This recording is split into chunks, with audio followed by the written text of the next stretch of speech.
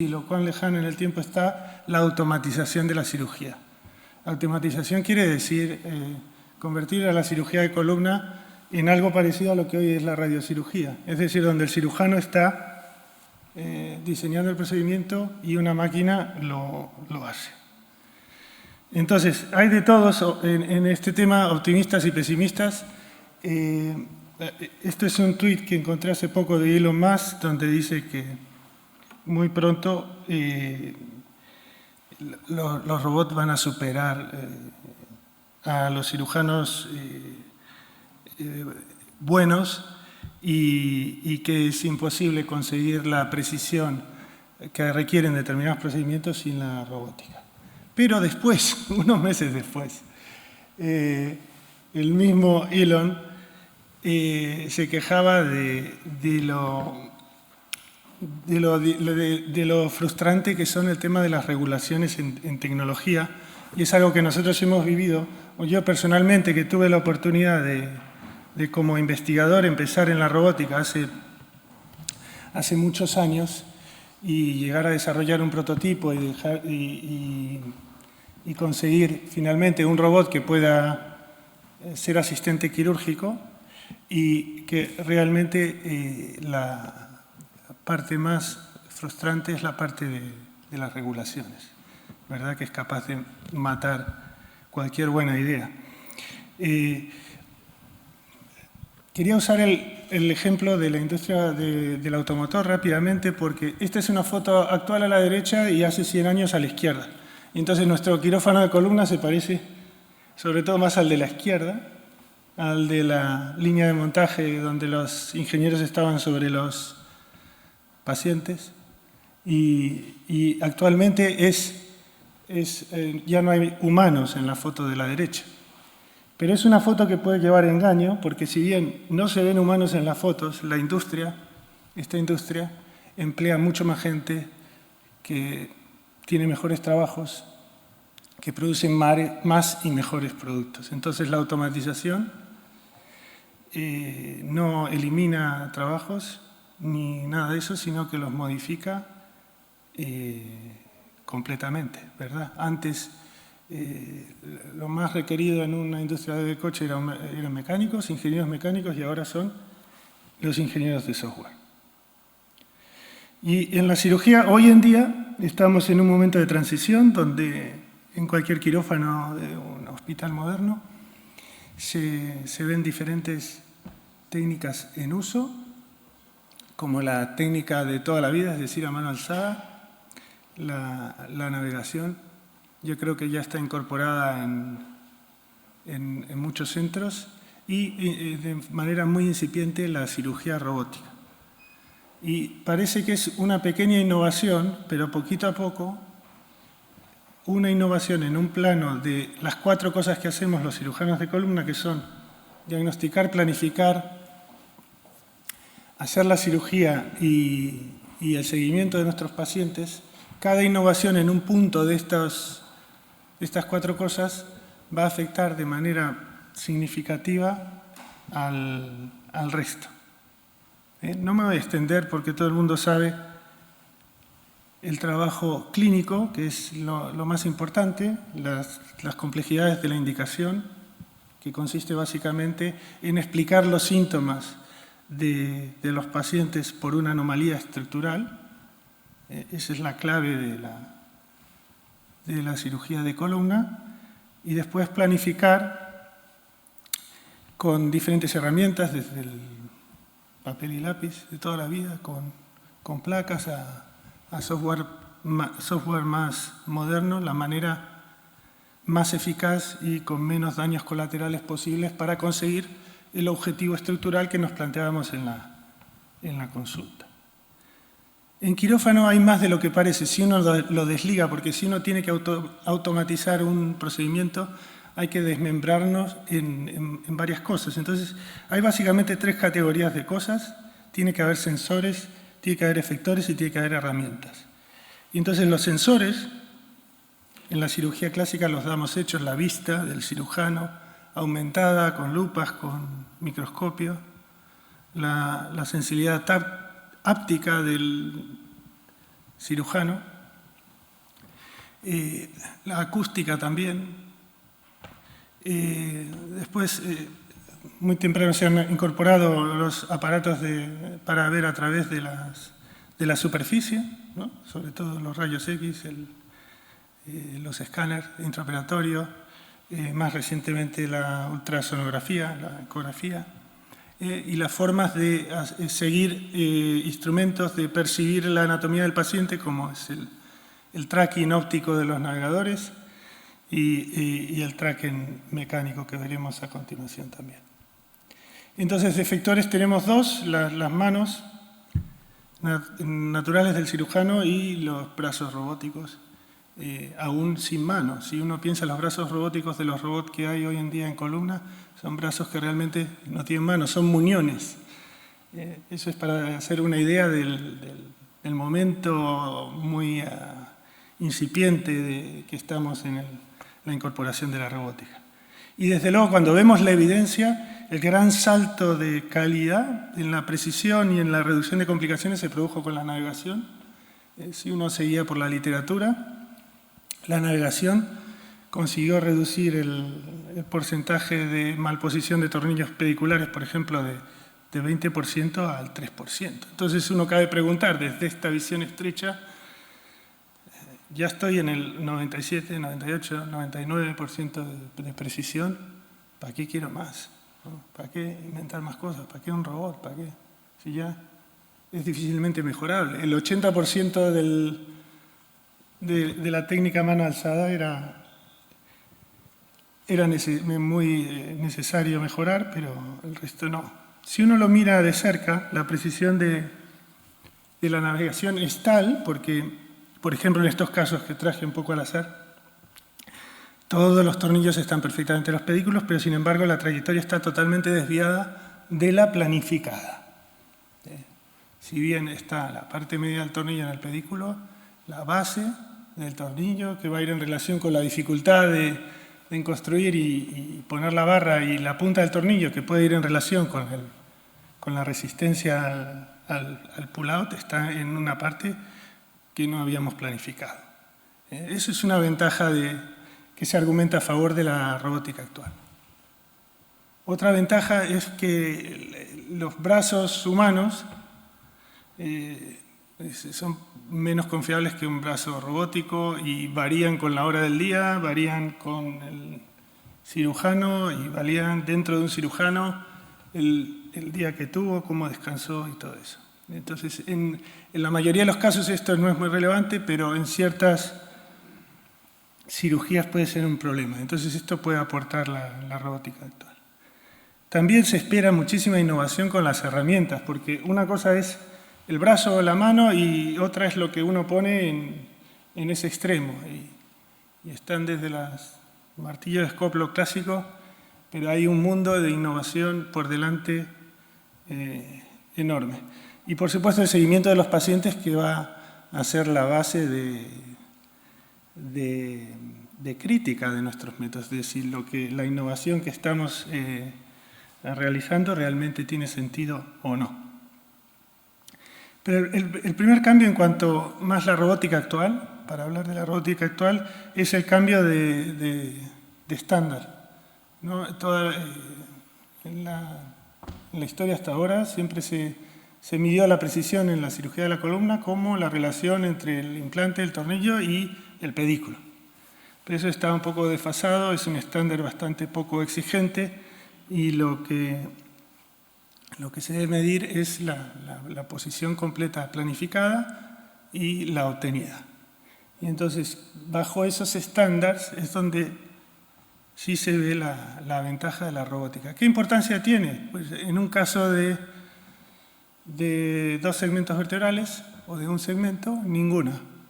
Pero en una cirugía larga, sí, porque, por ejemplo, ahí si uno ha planificado la trayectoria azul y ha planificado la barra en consecuencia, o la reducción o lo que sea, y ha obtenido la trayectoria verde, va a tener un gran problema a la hora de poner la barra. Eso se repercute en estabilidad del sistema, en el riesgo de fallo mecánico y en la eficiencia del procedimiento, ¿verdad? Entonces, esto es un caso con robótica. Lo planificado y lo obtenido no es exactamente igual, pero se parece muchísimo. No solamente el tornillo está en el pedículo, sino la punta está donde tiene que estar y la base está donde tiene que estar. Bueno, voy a ir rápido sobre esto porque todos conocéis que la robótica es básicamente, esto es la navegación, una cámara que sigue unas referencias en la herramienta y en la columna, y esta es la robótica. Es decir, la robótica, la mayoría de los que hay ahora, casi todos menos uno, están basados en una navegación más un brazo robótico habitualmente industrial. Estos son todos los robots que llamamos de primera generación, pero hay tres en uso sobre todo, que es no voy a decir marcas, pero bueno, ya los conocéis. Este es un robot que va a la mesa y el cirujano hace el ajuste grosero y el robot activamente los últimos ajustes. Después está esta casa también muy conocida que incorpora a su sistema de navegación previa un brazo robótico que trae de otro desarrollo anterior, y este que es un sistema de navegación nuevo con un brazo robótico también original. Todos están basados en la navegación óptica y un brazo robótico.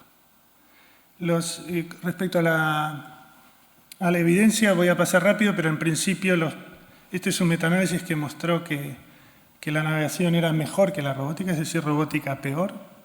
Este es un estudio temprano que la robótica, no solo peor que la navegación, sino peor que la técnica a mano alzada.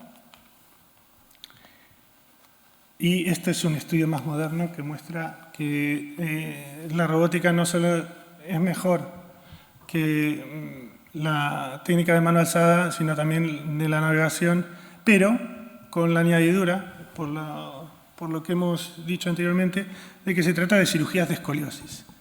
Es decir, el impacto se ve en cirugías largas donde interesa que todas las bases, por ejemplo, de todas las bases... Nos estamos quedando sin tiempo. Muy bien, de los tornillos estén alineadas. Muy bien, con esto lo voy a dejar, voy a pasar a unas conclusiones preliminares en razón del tiempo y cualquier discusión adicional tendremos tiempo durante las preguntas. Entonces,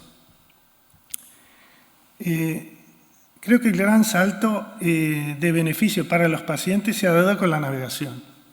Eso es así. La robótica actual no es ninguna técnica disruptiva en cuanto a los resultados que veamos hoy. Tiene una ventaja que yo llamaría marginal. Es decir, hay una ventaja clara, pero es marginal. No como lo que pasó con la navegación, que es una ventaja realmente importante y que todo aquel que tenga la posibilidad debería incorporarlo en su práctica. Si uno se atiene por la bibliografía. El próximo paso de esto y el gran cambio va a ser cuando se pueda hacer la resección de hueso, laminectomía, osteotomías con el robot. Y el futuro de la robótica en la cirugía espinal es muy prometedor. Muchas gracias.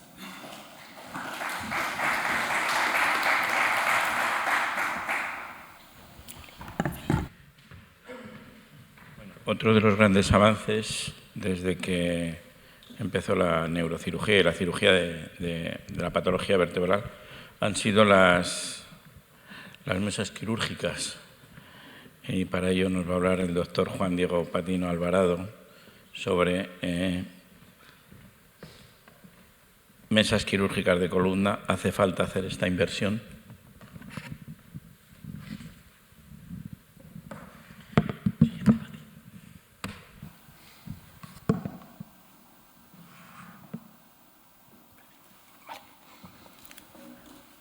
Buenas tardes a todos. Antes que nada, agradecer al comité por invitarnos.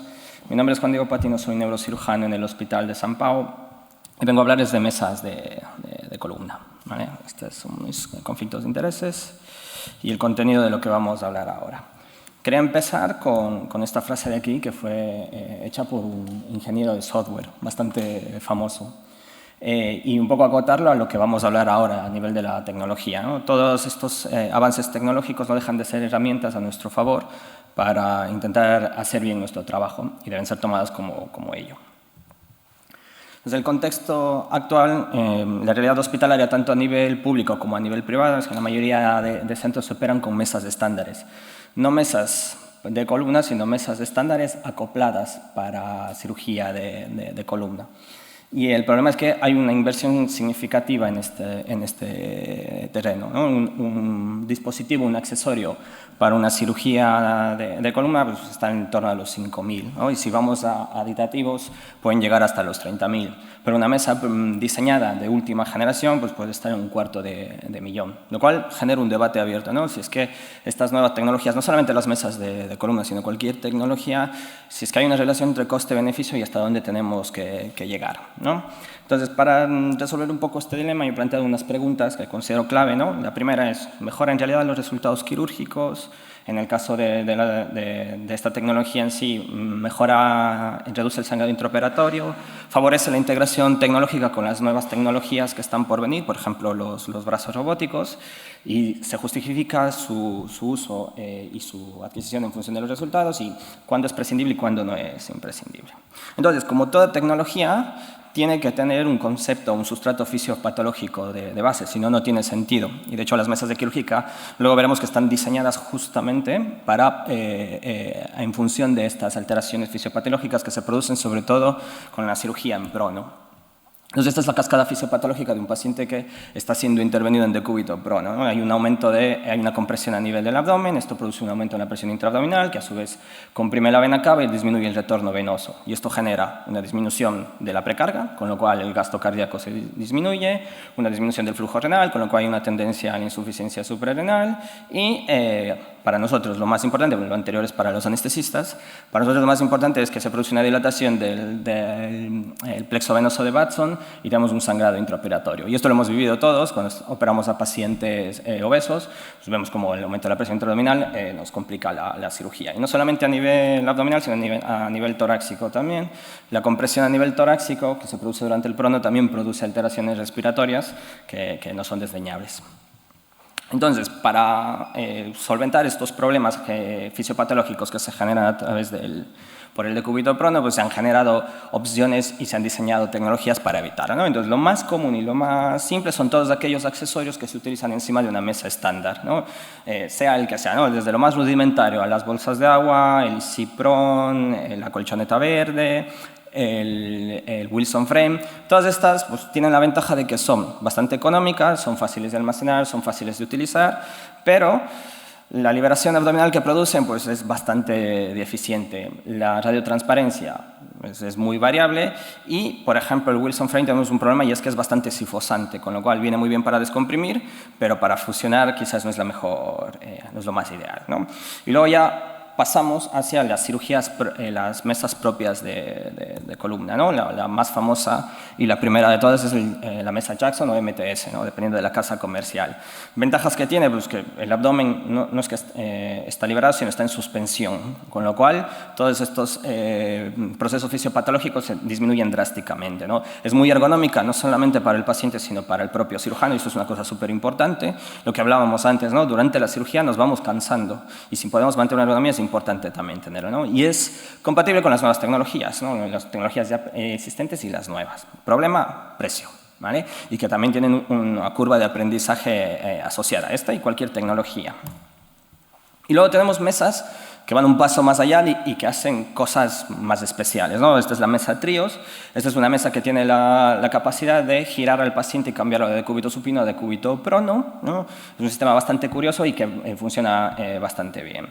Y luego el Ferrari de las mesas, ¿no? Que es la mesa ProAxis, ¿no? Esta es una mesa que tiene acoplado dos brazos robóticos y que permite sifosar, ¿no? o lordosar en función de las necesidades. Si se quiere descomprimir, pues abre el segmento, si se quiere fijar, pues lo comprime. Son mesas con un elevado coste y que tienen una curva de aprendizaje importante.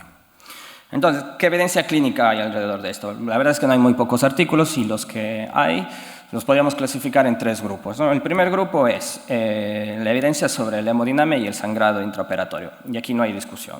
Cualquier elemento que utilicemos para disminuir la presión intraabdominal va a mejorar los efectos deleterios hemodinámicos y va a mejorar el sangrado intraoperatorio. En esto no hay duda. Todos los artículos, aquí he puesto 2 de los principales, pero hay muchos más que van hacia ello, ¿no? El siguiente grupo son en los resultados a nivel de fusión y a nivel de lordosis. Y aquí no queda tan claro, no hay una evidencia suficientemente robusta, pero sí que hay indicios que indican de que las lordosis postquirúrgicas se preservan mejor cuando han sido operadas en mesas específicas para esta situación. No hay todavía estudios propios con la mesa ProAxis, que es de suponer que mejorarán estos datos. Y luego, el resto son misceláneas, ¿no? Sobre posicionamiento, sobre ergonomía y sobre todo sobre complicaciones, ¿eh? Toda nueva tecnología, por más buena que sea, viene asociada con ciertas complicaciones, con nuevas complicaciones incluso. Y entonces, esta es una de estas que también está estudiada.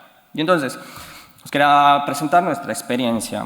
En mi hospital se dio la casualidad de que se juntaron el hambre con las ganas de comer. En el 2023, el hospital generó un proyecto de ampliación de los quirófanos, ¿no? Ampliación quirúrgica. Se iban a construir 3 nuevos quirófanos y uno de ellos iba a ser designado para cirugía de columna, tanto para neurocirugía como para traumatología. En el año 2024 se reunieron con nosotros y nos preguntaron, ¿queréis una mesa específica de columna? Y ni tontos ni perezosos dijimos, claro, sí que la queremos. Y entonces hicimos la prueba y compramos una en agosto del 2024, que es la que acabáis de ver, es la mesa Trios, la que gira al paciente en prono y en supino. En 2025 se acabaron los quirófanos y se empezaron a utilizar, pero nosotros desde agosto del 2024 ya la llevamos usando. Entonces quisimos comparar, ¿no? Hacer un estudio muy somero para ver si en realidad nos aportaba algo. Entonces diseñamos este estudio. Ha sido muy difícil desde el punto de vista metodológico conseguir los tiempos de posicionamiento, porque esto es algo que normalmente no está registrado, pero en nuestro hospital tenemos una plataforma que se llama SteamTrack, que es una tablet que está en el quirófano, a la que cada vez que se le llama al sanitario, que el paciente inicia la inducción, que inicia la cirugía, pues se le da un botoncito y esto va marcando los tiempos, ¿no? Y entonces lo que pudimos recoger son los tiempos desde la llamada al sanitario, que es cuando el paciente está listo para ser posicionado, hasta el inicio de la cirugía. Dentro de este tiempo está el tiempo de posicionamiento. Es lo más cercano que pudimos registrar. Y entonces lo que hicimos es comparar dentro de los últimos 6 meses del año 2024 con los últimos 6 meses del año 2023. Nuestro outcome primario era ver el tiempo de posicionamiento quirúrgico, con lo que les he comentado previamente, y ver si es que habían complicaciones relacionadas con esta. Entonces, lo que vimos es que la media era de 30 minutos, en algunos casos más, y no había diferencias estadísticamente significativas con lo que ya estábamos haciendo.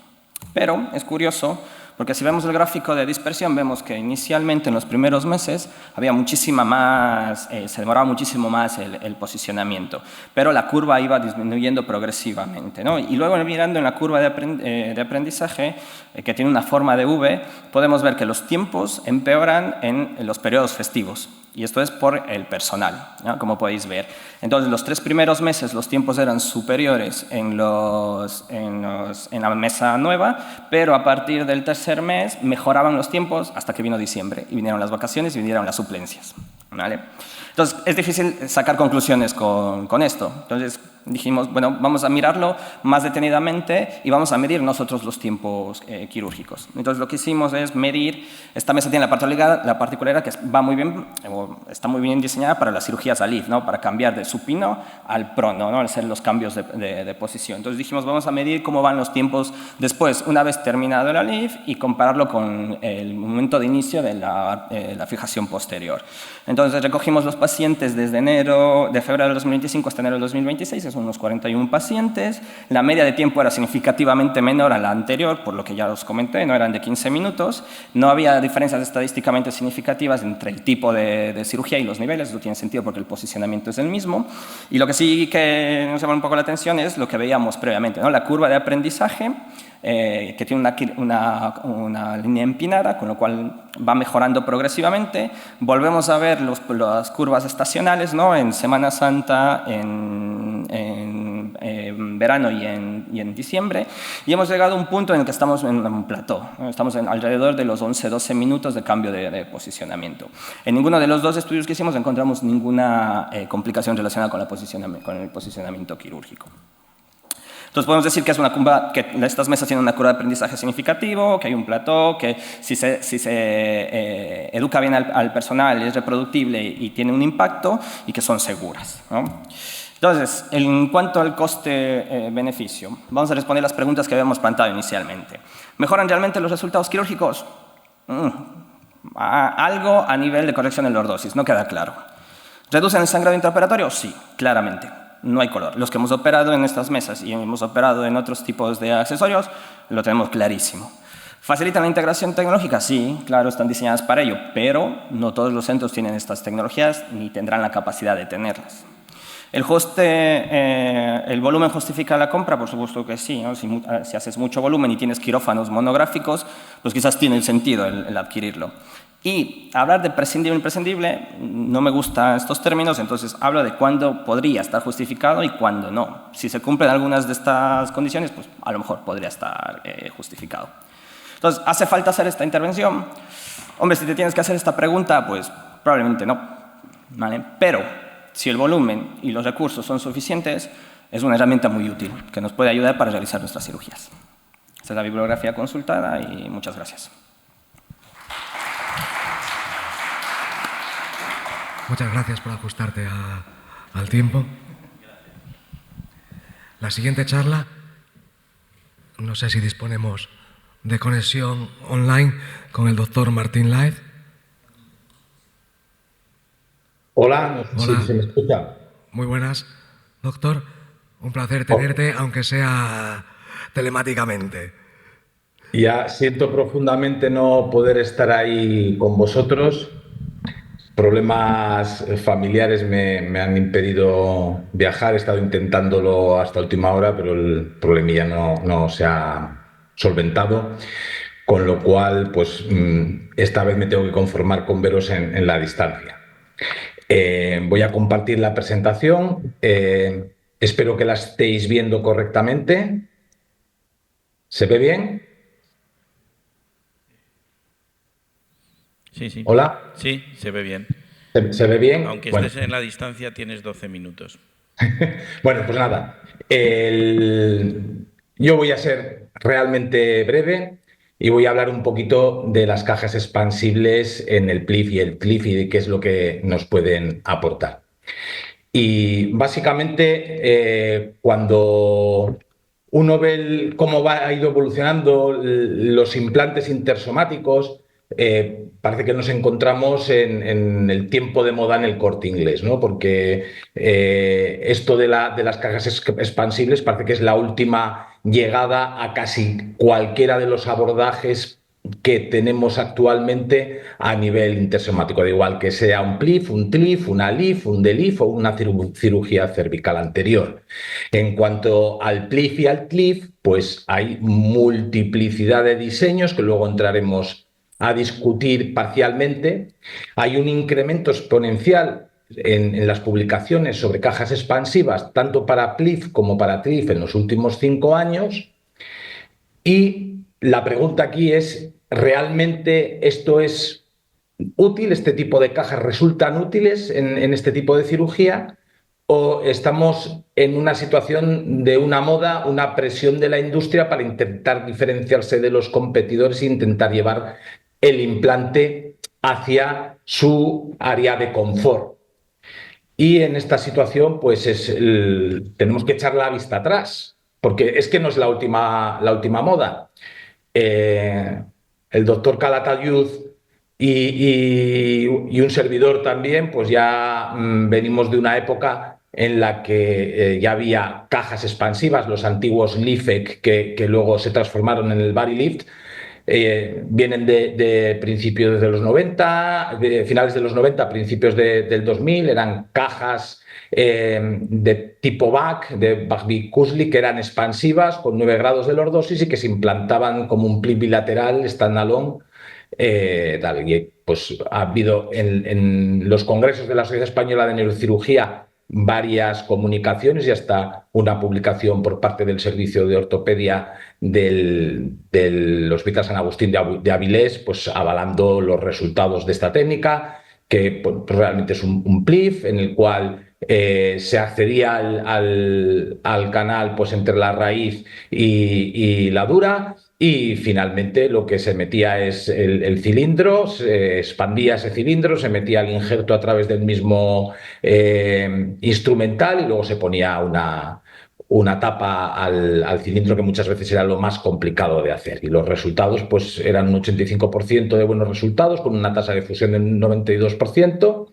Había un 9% de pérdidas sanguíneas de consideración, porque no es un procedimiento, no era un procedimiento mínimamente invasivo, y probablemente lo que echó para atrás a todo el mundo era el 7% de déficits motores consecuentes a la retracción a la que se veía sometida la raíz para realizar el procedimiento.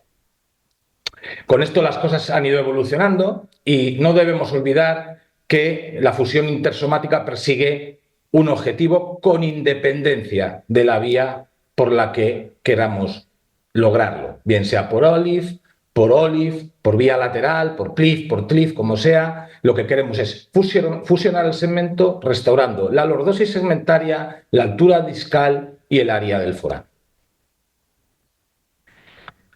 ¿Qué es lo que sabemos? Pues que cuanto mayor es la caja, mayor superficie de contacto tiene con los platillos vertebrales, y eso incrementa la tasa de fusión y disminuye el riesgo de subsidencia al presentar mayor resistencia al fallo en carga. Y la superficie de contacto mayor de un 40% del platillo vertebral es un factor predictivo para la tasa de fusión y para la disminución de la subsidencia. Y en este sentido, los implantes tanto de ALIF como de vía lateral pues tienen entre 2 y 3 veces más superficie que un implante convencional de PLIF o de TLIF. Y además resulta mucho más fácil en este tipo de implantes apoyarlo sobre los márgenes vertebrales. Y esto es lo que un poquito estas cajas expansivas para PLIF y TLIF han intentado modificar. La siguiente parte es que la descompresión indirecta también juega su papel. No nos olvidemos que, sobre todo cuando hacemos un TLIF, la técnica habitual es unilateral. Y en el lado contralateral a la descompresión, habitualmente estamos fiándonos de la descompresión indirecta. Y en cajas lordóticas, cuanto más anterior es la posición, menor altura discal posterior y menor área foraminal conseguimos. Y esto puede ser peligroso o generar problemas cuando tenemos una hipertrofia del articular superior, cuando existen osteofitos posterior inferiores en el cuerpo vertebral, cuando hay una osteofitosis del borde sublaminar, o bien cuando tenemos un compromiso discoligamentario foraminal. Y esto tenemos que mirarlo en las pruebas de imagen para poder determinar si la descompresión indirecta nos es suficiente o no. En cuanto a la restauración de la lordosis segmentaria, el perfil sagital se correlaciona con una disminución del riesgo de síndrome del nivel adyacente. Y lo que está demostrado es que cuanto más anterior colocamos la caja, mejor es el perfil sagital segmentario que vamos a conseguir. ¿Con qué tenemos que tener cuidado? Con no fracturar los platillos y provocar un hundimiento de la caja, porque si provocamos un hundimiento de la caja, adiós a la corrección de la lordosis segmentaria y adiós a la descompresión indirecta. Con lo cual, hay muchos estudios que tratan de determinar si estas cajas expansivas que someten a tensión a los platillos vertebrales con superficies relativamente reducidas tienen mayor incidencia de subsidencia. Y en ese sentido, pues ahí está una clasificación recientemente publicada, pues que dice que cuando los operamos por cualquier causa que no sea una deformidad, cuando tienen una puntuación ASA elevada, cuando les operamos de segmentos por debajo del E4, cuando la caja es pequeña o se posiciona por detrás de los 2 tercios del tercio anterior del espacio, el riesgo es mayor. Bueno, pues aquí llega el momento en el cual dices, bueno, pues parece que una caja expansible nos puede ayudar a la descompresión directa, nos puede dar a lo mejor una superficie mayor y nos puede ayudar también con la lordosis. Pero es que, claro, hay multitud de implantes y cada uno tiene sus peculiaridades. Hay algunos implantes que incrementan la superficie de contacto, no vamos a entrar en las diferentes casas, pero podéis ver que hay sistemas muy ingeniosos para lograr un aumento de superficie de contacto. Hay otros que únicamente incrementan la altura discal, que son probablemente los más utilizados. Hay otros que incrementan únicamente la lordosis, es decir, uno mete la caja en plan y cuando la expande realmente lo que hace es incrementar la lordosis hasta un límite. Esto es lo típico de las antiguas LIFEC o el Barilift, pero hay diferentes modelos y hay algunas cajas que hacen varias cosas a la vez, que consiguen incrementar la lordosis y la altura discal o incrementar la altura y la superficie de contacto. Inicialmente, con este nuevo tipo de cajas, los resultados publicados parecían prometedores. En este estudio, que es el que mayor seguimiento tiene con 2 años, pues el descenso del ODI era de 25 puntos, el descenso del VAS lumbar de 4 puntos, el descenso del VAS radicular de 3,5 puntos y la tasa de fusión del 92%. Los resultados pues, son muy buenos, parecen adecuados, pero... Claro, cuando uno mira la bibliografía hay para todos los gustos. Entonces, si te gusta implantarlas, pues podemos darle la razón pues, a este grupo de neurocirujanos del Hospital de Brigham de Boston que con su estudio ha sacado conclusiones diciendo que son muy buenas y que tienen ventajas con respecto a las cajas convencionales. Y si no te gustan, pues puedes darle la razón a este otro grupo de Nueva York que lo que dice es que son iguales que una caja normal. ¿Cuál es la realidad? Que cuando nosotros miramos los resultados un poquito consensuados del TLIF, lo que vemos es que la bajada del ODI oscila entre 28 y 29 puntos, del VAS lumbar en torno a 4,5, del VAS radicular también 4,5, la tasa de fusión 80-90 y la incidencia de síndrome de nivel adyacente es de un 12%. Y con las expansibles, con ese estudio que teníamos de expansibles, si nos damos cuenta, los resultados son muy similares. Y aunque fueran mucho mejores, en ningún momento parece que fueran a llegar a la diferencia mínima clínicamente significativa para poder decir que aportan algo adicional. En este contexto, lo que llegan son los metaanálisis. Llegan los metaanálisis de todas las series publicadas que comparan cajas normales con cajas expansivas para TLIF y PLIF. ¿Y qué vemos en estos metaanálisis mayoritariamente? Que efectivamente las cajas expansivas consiguen mayor altura discal, mayor altura foraminal. Dudosamente hay un incremento en la lordosis lumbar y dudosamente un mejor ODI. En otros metaanálisis hay mejor altura discal y lordosis segmentaria, pero realmente el impacto clínico no es significativo, como en este otro. Y en el último, que parece recoger la mayor parte de las series previas, lo que parece demostrarse es que hay mayor altura discal y foraminal, una lordosis segmentaria que no tiene muchas diferencias, que no hay diferencias estadísticamente significativas en el dolor lumbar y radicular y que hay a los 6 meses un ODI ligeramente favorable para las cajas expansivas, de 3,8 puntos. Y hay que recordar que la diferencia clínicamente significativa mínima requiere un ODI superior, una diferencia de ODI superior a 12 puntos. ¿Qué significa esto? Que probablemente existe una diferencia significativa, pero el paciente no va a llegar a notar esa diferencia en ningún momento. Llegados a este punto, hay que buscar ya las complicaciones. ¿Y qué es lo que vemos? Que la tasa de subsidencia puede ser un poquito mayor, pero aparentemente también tiene una tasa más baja de reoperación por síndrome de nivel adyacente. Y con cajas más modernas y más complejas, pues la situación, ni con estas cajas que incrementan la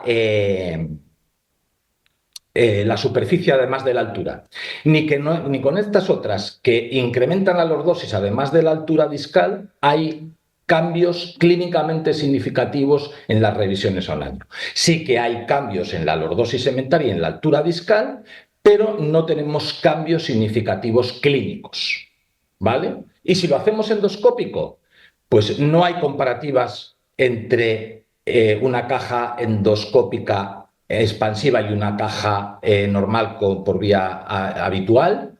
Lo que sí parece es que casi no hay una diferencia clínicamente significativa, roza la diferencia clínicamente significativa en el ODI entre el pre y el post, porque es de menos 12,76, cuando estamos hablando de en torno al 12 del ODI. Es decir, ya simplemente con este dato nos hace pensar que de momento la técnica endoscópica no está consiguiendo exactamente los mismos resultados que consigue una técnica MIS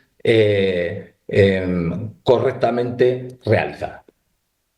Y con otras formas de fusión intersomática, pues parece que con la diferencia entre las vías laterales, que es el único estudio comparativo que hay publicado, pues clínicamente son relativamente similares, y lo que sí hay es una gran diferencia en la capacidad de corrección segmentaria de altura discal y de altura foraminal en favor de las vías anterolaterales. Llegados a este punto, pues bueno, voy a presentar... Necesitamos que vayas acabando. Sí.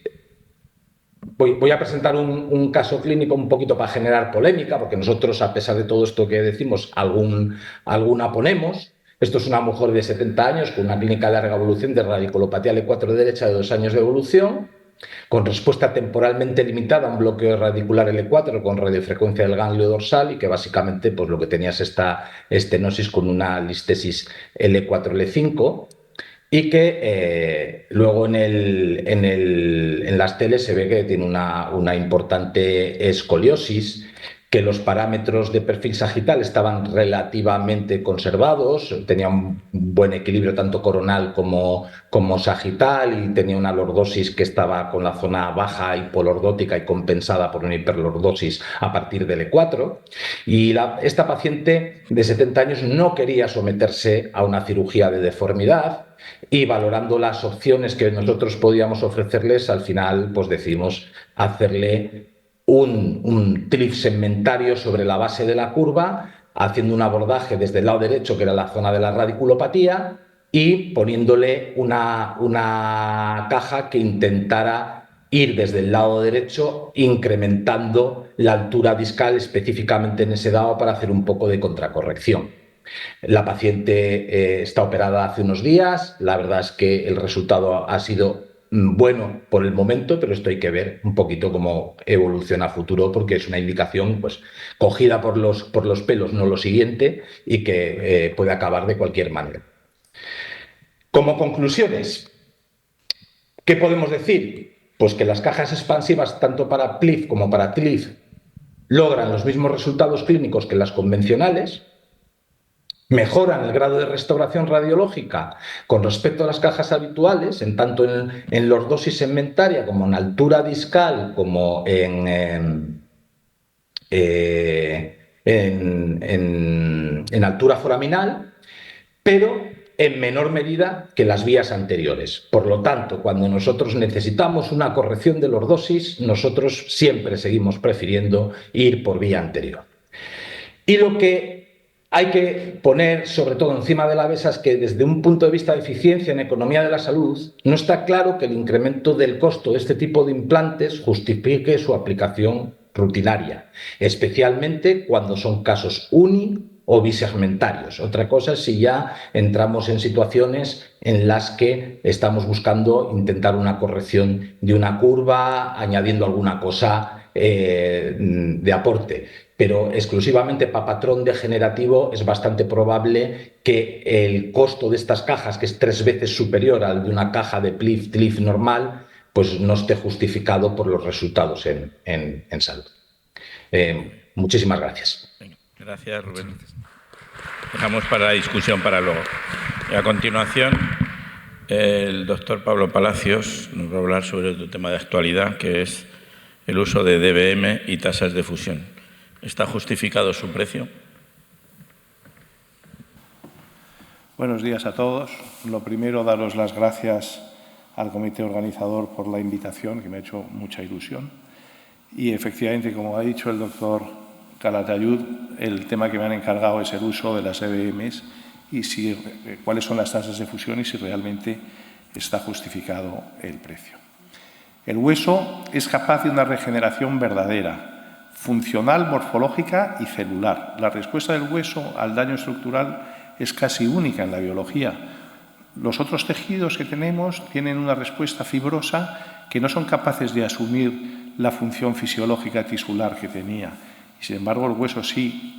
En la consolidación hay una proliferación, como todos sabéis, primero periostal, endostal y medular, con reclutamiento de células mesenquimales de los tejidos vecinos, y se genera un proceso similar a la formación ósea embrionaria.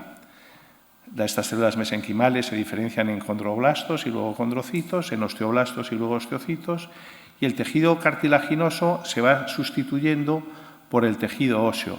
Y este es un proceso muy similar al que se genera en la formación embrionaria. Urist, como recordáis, en el 60 es el primero que bautiza las proteínas morfogenéticas y entonces había mucha dificultad en su síntesis y en su purificación. Pero establece que el potencial de regeneración ósea radica en la matriz ósea desmineralizada. Tanto es así que el prerequisito imprescindible para que la matriz ósea exprese su potencial osteoblástico es la desmineralización del hueso correspondiente. Todos habéis visto alguna vez, sobre todo los traumatólogos, una fractura que inicialmente no es visible en la radiografía y a los 3 o 4 días o a la semana se le hace una radiografía y ya aparece la línea de fractura, porque el hueso se desmineraliza para generar todo su potencial osteoblástico para liberar a la matriz desmineralizada. La matriz ósea tiene un montón de factores de crecimiento, principalmente proteínas morfogenéticas, de crecimiento fibroblástico, etcétera, etcétera, nos doy la chapa, y entonces se remodelan. Los tejidos conectivos se van remodelando en función de las condiciones impuestas por las solicitaciones mecánicas a las que se somete al tejido. Hay una permanente actividad osteoclástica y osteoblástica, tanto es así que durante la regeneración y la reparación tisular, las solicitaciones mecánicas son las que dictan el tejido que se tiene que formar. Esto es lo que se llama síntesis factorial selectiva, y no es otra cosa que la conocida por todos desde la carrera, que es la ley de Wolff, que es exactamente esto. ¿Qué células encontramos? Pues tenemos células osteogenitoras, que son las células derivadas del mesénquima, que evolucionarán a osteoblastos, los osteoblastos que también son osteogenitores, que se inicia la mineralización, los osteocitos, que son los osteoblastos maduros, y los osteoclastos para la reabsorción ósea, que son claves para la remodelación. Por tanto, existen 3 mecanismos para la formación ósea, que es la osteogénesis, que es la formación directa del hueso a través de las células vivas, la osteoinducción, que es la estimulación de las células madre para la diferenciación en osteoblastos, y la osteoconducción, que es el material que sirve para andamiaje, para el crecimiento óseo. Así que el autoinjerto es el único que es osteogénico, osteoinductor y osteoconductor. Ya el aloinjerto ya no es osteogénico porque ya no tiene células vivas, y ya será osteoinductor de una forma variable en función de cuántas BMPs tenga, etcétera, etcétera. Y los injertos sintéticos tan solo son osteoconductores. Así que los sustitutos óseos que tenemos muchos en los quirófanos, tipo cerámicos, polímeros sintéticos, biodegradables, biovidrios y demás, esos solo tienen capacidad osteoconductora. Y las BMPs tienen capacidad, además de osteoinductora. Esto hay que tener mucho cuidado porque algunas veces las casas comerciales no son absolutamente claras con estas premisas. ¿Y qué son las DMB, las matrices óseas desmineralizadas? Pues son aloinjertos óseos humanos procesados a partir de hueso cortical y esponjoso, al que se le elimina la parte mineral, conservando el colágeno tipo 1, las proteínas de la matriz ósea y los factores de crecimiento. Por tanto, no son osteogénicos, son osteoinductores de una forma variable en función del tratamiento que se hayan hecho, porque no todos los vinos son iguales, ni todas las DMBs son iguales de todas las casas, y lo que sí son osteoconductores. ¿Y cuál es la importancia clínica? Pues la importancia es exactamente esta, que no tienen células vivas, o sea, no son osteogénites. Y las usamos en columna para aumentar la cantidad de injerto que tenemos, principalmente en las artrodesis, tanto cervicales como lumbares. ¿Qué posibles beneficios tenemos? La superioridad biológica del DMB con respecto a otros, ya que tienen su forma alargada, con una red interconectada que facilita la migración celular, el manejo quirúrgico, ya que los putis y demás los podemos moldear como queramos para implantarlos donde decidamos. La pureza del material no hace falta, como no son partículas, no hace falta que vaya en ningún polímero, ni glicerol, ni cosas de esas, y el soporte mecánico, porque muchas de ellas nos sirven igualmente, dependiendo de la casa comercial que utilicemos, como soportes mecánicos. Y para ver realmente si generan mayores tasas de fusión, hemos realizado un metaanálisis con los criterios de Prisma. Hemos utilizado los artículos que hemos encontrado entre los años 95 y 2023, ensayos clínicos controlados, estudios prospectivos o retrospectivos, siempre que se evaluó la DBM en fusiones espinales cervicales, lumbares o combinadas, y criterios de exclusión han sido las series de casos sin comparar y el uso de DBM no cuantificado y estudios que no sean clínicos. Hemos utilizado para buscar los casos las bases de datos de PubMed, Envase, Scopus y la Cochrane librería, y este es el análisis estadístico que os hago gracia porque es un rollo patatero. Hemos incluido 19 estudios con pacientes con edades medias entre 60 y 40, con una variabilidad muy pequeña entre sexo, tabaquismo, índice de masa corporal, etcétera, etcétera. Esto nos ha llevado a analizar a 1.634 pacientes en los 19 estudios, 741 del grupo del DBM y 893 del grupo control. Estas son las referencias bibliográficas, y las técnicas que se han evaluado han sido artrodesis posterolaterales, PLIF, TLIF y ALIF, artrodesis cervicales, fusiones posteriores de segmento largo y deformidades espinales del adulto. Se ha usado la DBM siempre combinada con otros injertos, autoinjerto local o de cresta ilíaca, aloinjerto estructural, cerámicas e hidroxiapatita y aspirado de médula ósea, y los productos que se han analizado exactamente han sido el Grafton, el Allomatrix, Axel, Bonfuse y Ortoblend. Y el grupo control era autoinjerto solo, aloinjerto solo, sustitutos óseos sintéticos o injertos basados con proteína morfogenética. Pues la tasa de fusión ha sido similar en ambos grupos, no hemos encontrado diferencias entre el grupo control o el grupo con el ADBM, y hemos hecho un análisis si hacemos un análisis por subgrupos, el autoinjerto es comparable, el aloinjerto es comparable, la BMP es comparable, los sustitutos sintéticos son comparables y no hay diferencias si lo utilizamos en columna cervical o lumbar.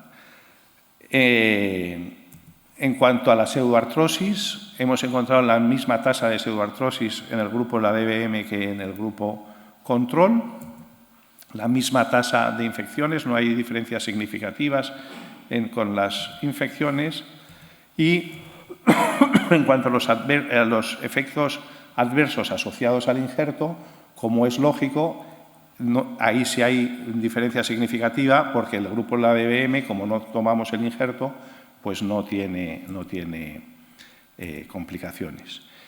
Analizando específicamente, cuando se hace una artrodesis cervical sin placa, solamente con la DBM, los resultados son inferiores a los que si se hace con otro tipo de injerto. Sin embargo, si se hace con placa asociada, los resultados son similares. En cuanto a la fusión posterolateral, se usa como extensor del autoinjerto y logra tasas de fusiones equivalentes en los dos grupos. El ALIF y el TLIF igualmente como injerto estructural logra una tasa de fusión con una mínima subsidencia, o sea, es altamente recomendado en cirugías de escoliosis. Es una alternativa efectiva principalmente en la cirugía toracoscópica. Así que, ¿qué factores favorecen el uso de la DBM? Pues cuando hacemos una instrumentación rígida, la fusión con DBM mejora significativamente. En placa cervical anterior es crítico la utilización de la placa, pero mejora. En tornillos pediculares mejora el uso de la DBM.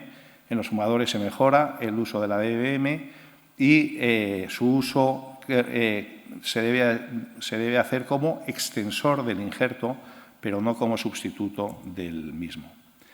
Complicaciones con respecto al sitio donante, como es lógico, no hay ninguna porque no hay sitio donante con respecto al autoinjerto. Sin embargo, existe una teórica posibilidad de una transmisión de enfermedades a través de las DBMs. Así que la evidencia a favor de la DBM es que son tasas de fusión comparables, elimina la morbilidad del sitio donante, menor pérdida sanguínea, facilita la técnica especialmente en cirugía mini-invasiva, permite extender la cantidad limitada de autoinjerto y da un perfil de seguridad bastante importante. Limitaciones. Resultados inferiores si hacemos artrosis cervical sin placa. Tiempo de fusión puede ser más prolongado. No está recomendado como sustituto único y un riesgo teórico de transmisión de enfermedades. Esta es la lista que no está ni mucho menos actualizada de la Organización Nacional de Trasplantes de la cantidad de DBMs que hay en el mercado que están dadas de alta en el Ministerio, pero hay más, porque ya os digo que no está actualizada. Y con semejante lista, la última pregunta es si está justificado el precio. Pues vete tú a saber si está justificado el precio. Lo que sí sé es que está justificado su uso cuando se hace así, o por lo menos apoyado en el conocimiento bibliográfico que tenemos. Si está justificado el precio, pues cada uno en las circunstancias de su propio hospital y sus circunstancias, pues saberlo. Desde luego, el autoinjerto en la de cresta ilíaca sigue siendo la maravilla del siglo, pero claro, hay que sacarlo y hay que dejarle la morbilidad ahí. Y por último, os invito a las jornadas que vamos a hacer en abril en Madrid de la SOMACOT, que va a venir Bácaro a hablarnos de las fracturas vertebrales y estamos muy ilusionados. La va a organizar Eduardo Evia. Y en la Secretaría Técnica es Sanicongres, o sea que si os apetece, estáis en el sitio para apuntaros e informaros. Muchas gracias por vuestra atención.